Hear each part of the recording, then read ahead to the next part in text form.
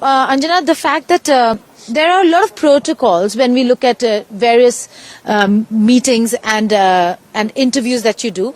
But the fact is that over here, this was a no-holds-barred interview. The protocol was only that where we should sit, how the president is going to come, not what we are going to ask or what the president is going to say. We asked him anything and everything. We counter-questioned him. Straight question on China.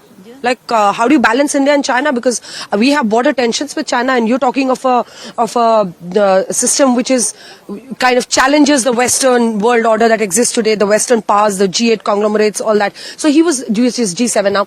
It's the most interesting interview because, like I said, we asked him everything. I asked him about how in eastern Ukraine, when I was traveling, people were very upset because they're all Russian speakers. They are all have families in Russia, and they were heartbroken. Not just about the fact that they've been attacked, that how could Putin do it?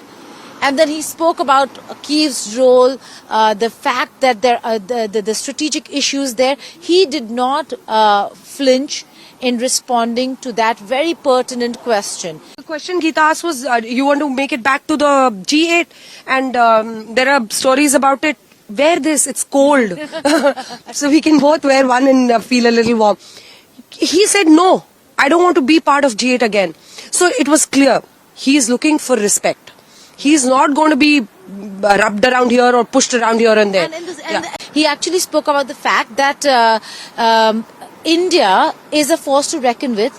If India is not going to be part of these, and he said if India is not going to be a part of it, then why should any country be following this? He did speak about the alternatives that you spoke about, alternative systems, SCO, BRICS, all of that, and the answers are really interesting because she actually spoke about terrorism, and his response was crisp, succinct, but direct.